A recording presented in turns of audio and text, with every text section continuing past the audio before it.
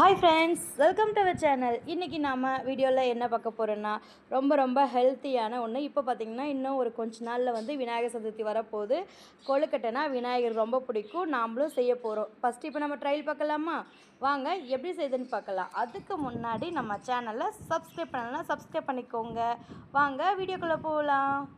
புட்டு பார்த்தா கொழுக்கட்டை செம்மையாக இருக்குது பாருங்கள்.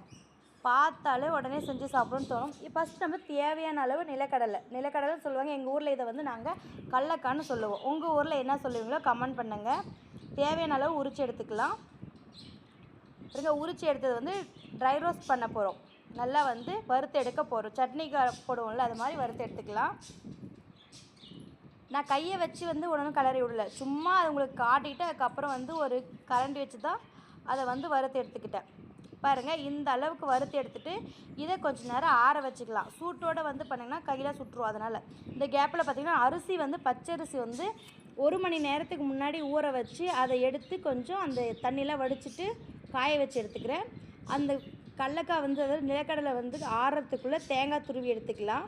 நீங்கள் வந்து தேங்காய் துருவி வச்சு கூட துருவிக்கலாம், இல்லைன்னா இது மாதிரி வந்து சீவிக்கலாம். அப்புறம் வெல்லமும் இது மாதிரி சீவி எடுத்துக்கலாம். சீவினா உடச்சி எடுத்துக்கலாம். அதுக்குள்ளே பார்த்திங்கன்னா நிலக்கடலை வந்து ஆறிடுச்சு. இதை மிக்ஸி ஜாருக்கு மாற்றி அரைச்சி எடுத்துக்கலாம். நார்மலாக நம்ம அரைச்சி எடுத்துல கொஞ்சம் கொரப்பாக இருந்துச்சுன்னா சாப்பிடும்போது கடிக்கிறதுக்கு நல்லாயிருக்கும். அதுக்காக இப்போ வந்து இதில் நம்ம வெல்லம் தேங்காய் இருக்குல்ல, ரெண்டும் சேர்த்து நல்லா மிக்ஸ் பண்ணி விட போகிறோம். இதை இப்படியே கூட சாப்பிட்லாம், உருண்டியாக சூப்பராக இருக்கும். இது வந்து ஈவினிங் ஸ்நாக்ஸை கூட நம்ம யூஸ் பண்ணிக்கலாம். பசங்களுக்கு கொடுத்துடலாம் ஸ்கூலுக்கு. செம்மையாக ரொம்ப ஹெல்த்தியான ஒன்று இருக்கும். இதில் நம்ம இப்போ கொழுக்கட்டை செய்ய போகிறோம். நல்லா கிளறி விடணும். அப்போ தான் வந்து பார்த்திங்கன்னா எல்லாமே மிக்ஸ் ஆகும். பார்த்திங்கன்னா இது மாதிரி உருண்டை பிடிக்கிற மாதிரி இருக்கணும். அப்போ தான் அதுக்குள்ளே வச்சு பண்ணுறப்போ ஈஸியாக இருக்கும். நீங்கள் இப்படியே கூட சாப்பிட்டுக்கலாம், கொஞ்சம் எடுத்து கூட வச்சுக்கலாம், செம்மையாக இருக்கும். எங்கள் வீட்டில் செஞ்ச உடனே காலி ஆயிடுச்சு. யாருக்கெல்லாம் கொழுக்கட்டை பிடிக்கும்னு கமெண்ட் பண்ணுங்கள். இதுக்கு முன்னாடி கண்டிப்பாக எல்லோரும் கொழுக்கட்டை ட்ரை பண்ணியிருப்பீங்க. பட் ஆனால் நான் சொல்கிற மாதிரி நீங்கள் ட்ரை பண்ணியிருக்க மாட்டீங்க. ஒரு டைம் செஞ்சு பாருங்கள், உங்கள் எல்லாருக்குமே ரொம்ப பிடிக்கும். பாருங்கள், இது மாதிரி உருண்டை பிடிச்சா உருடணும், உதிரி விட்டால் உதிர்ற மாதிரி இருக்கணும். இதுக்கு வந்து நான் வந்து பச்சரிசி மாவு தான் இன்றைக்கி எடுத்திருக்கேன். பச்சரிசினா மாவாக இல்லாமல் அரிசியை வந்து ஊற வச்சு எடுத்திருக்கேன். பாருங்கள், பூரணம் ரெடி ஆகிடுச்சு. இப்போது இந்த ஆற வச்ச பச்சரிசி இருக்குல்ல, அதை வந்து மிக்சியில் அரைச்சி ஜலிச்சு எடுத்துக்க போகிறோம். ஏன்னா அதில் கொஞ்சம் நொய்யெல்லாம் இருக்குல்ல, அதனால் வந்து அதை ஜலிச்சு எடுத்துக்க போகிறோம். இருக்கிற எல்லா மாவும் இது மாதிரி நான் ஜலிச்சு எடுத்துக்கிறேன். இதில் வந்து 4 ஏலக்காய் சேர்த்துருக்கேன். ஏலக்காய் சேர்க்கும் போது வாசமாக இருக்கும். அதுக்கு தான் கொஞ்சம் பச்சை தண்ணி இருக்குல்ல, நார்மல் வாட்டர் வந்து சேர்த்து நல்லா மிக்ஸ் பண்ணிக்கலாம். நல்லா கொஞ்சம் ஒரு தண்ணி விட்டு கரைச்சிக்கோங்க. நான் கரைக்கிற மாதிரி கரைச்சி எடுத்துக்கோங்க. கொஞ்சமாக தண்ணி சேர்த்து கரைச்சிக்கோங்க. உங்களால் இப்படி பண்ண முடியலனா சுடு தண்ணி காய வச்சு கூட நீங்கள் கரைச்சிக்கலாம்.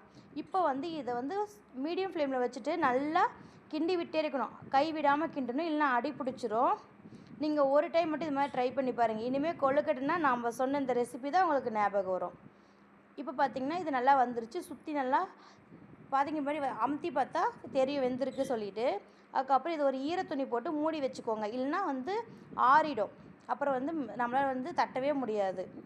எல்லாம் சுற்றி ஹோல்ஸ் பண்ணி ஒரு ஈரத்துணியை போட்டு மூடி வச்சுக்கலாம். இப்படி மூடி வச்சுட்டு கொஞ்சமாக எடுத்து வாழை இலை தட்டி அதுக்குள்ளே பூரணம் வைக்க போகிறோம். நம்ம இது மாதிரி வாழை இலை செய்யறதுனால பார்த்திங்கன்னா நல்லா வந்து இருக்கும்.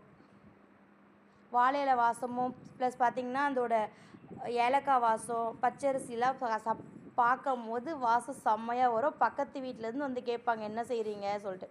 அது ரொம்ப ட்ரை ஆகிடுச்சுன்னா கொஞ்சமாக எண்ணெய் தொட்டுக்கோங்க. எண்ணெய் இல்லைன்னா நெய் யூஸ் பண்ணிக்கலாம், அது உங்களோட விருப்பம். இப்படி வச்சு அப்படியே வாழை இலையோடு சேர்த்து வைக்க போகிறோம். நம்ம இதுக்கு பேர் நம்ம வாழை இலை கொழுக்கட்டை. ஒரு டைம் நீங்கள் இப்படி செஞ்சு பாருங்கள். செஞ்சு பார்த்துட்டு நெக்ஸ்ட்டு என்ன டிஷ் செய்யலான்னு கமெண்ட் பண்ணுங்கள். இதை வந்து ஒரு இட்லி பாத்திரத்தில் நம்ம வச்சு இன்றைக்கி அவிச்சு எடுக்க போகிறோம். பாருங்கள், எல்லாமே நம்ம இது மாதிரி செஞ்சிருச்சு. வேணால் உங்களுக்கு இன்னொரு டைம் கூட செஞ்சு காட்டுற பாருங்கள். ஃபஸ்ட்டு வந்து வாழையில் தட்டிட்டு பூர்ணம் வச்சு அப்படியே க்ளோஸ் பண்ணிடணும். க்ளோஸ் பண்ணி நல்லா ப்ரெஷ் பண்ணி விட்டுருங்க. அவ்வளோதாங்க, செம்மையான கொழுக்கட்டை ரெடி ஆயிரும். இதை வச்சு ஒரு 20 நிமிஷம் வந்து நம்ம ஆவியில் வேக வச்சு எடுக்க போகிறோம்.